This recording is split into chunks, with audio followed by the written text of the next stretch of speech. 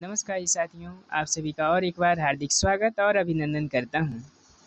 तो general BEd के लिए कौन कौन से इंस्टीट्यूट में कितना सीट है, उसमें भी नॉर्मल सीट कितना है और सेल्फ फाइनेंसिंग सीट कितना है, अभी हम इस वीडियो में देखेंगे।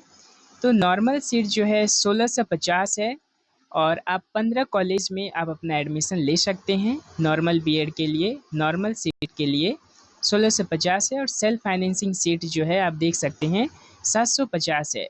सेल्फ फाइनेंसिंग 750 सीट है। ये भी 15 कॉलेज में आप सेल्फ फाइनेंसिंग कर सकते हैं। तो टोटल मिला करके आपका 2400 सीट है। आप इस सभी में से कोई से भी कॉलेज में आप दाखिला ले सकते हैं। और इस बार उत्कल यूनिवर्सिटी को भी इंक्लूड किया गया है।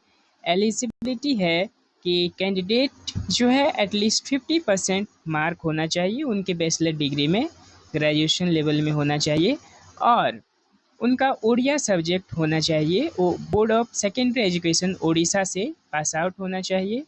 एज लिमिटेशन आप जानते ही हैं।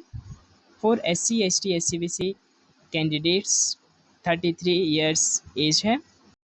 इसी तरह और भी है। अभी हम चलते हैं सिलेबस की ओर कि इसका सिलेबस क्या है।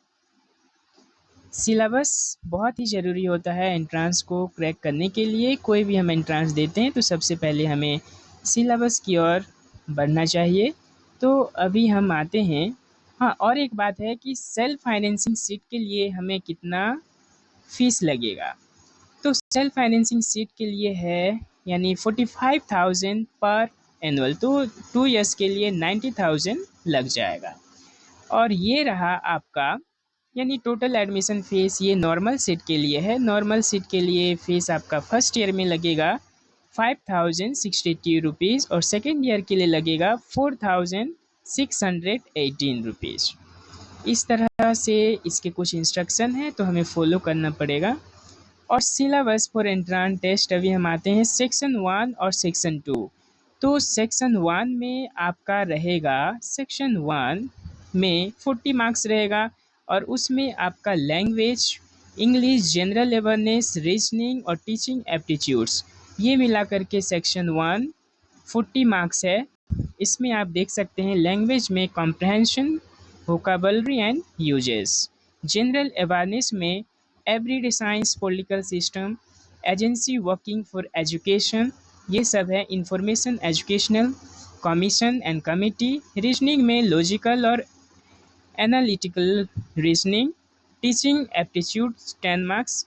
तो सेक्शन 1 में आपका 40 मार्क्स का आएगा। उसके बाद सेक्शन 2 जो है फुल मार्क्स 60 है। General English 15 marks, Odia 10 marks, history and political science 20 marks का आएगा, ज्योग्राफी एंड इकोनॉमिक्स 60। तो इस तरह से मिला करके यानी जनरल बीएड वालों के लिए थोड़ा टफ हो जाता है क्योंकि सभी मिक्सअप आते हैं, सब चीज़ पढ़ना पड़ता है। इस तरह है। और आपका इस तरह की आर्ट्स स्ट्रीम सेक्शन 2 में आप देख सकते हैं सिलेबस जो है इस तरह से है। सिलेबस के अनुसार पढ़ने से हमारा जल्दी कवर हो जाता है। इंग्लिश में हमें comprehension, word formation, derivation, antonyms, synonyms, ये सब देखना पड़ेगा। ओडिया में भी इसी है, अनसीन टेक्स्ट है। हिस्ट्री एंड पॉलिटिकल साइंस में जो है rise of the British power in India, socio religious movement in 19th centuries, India's struggle for freedom, ये सब है।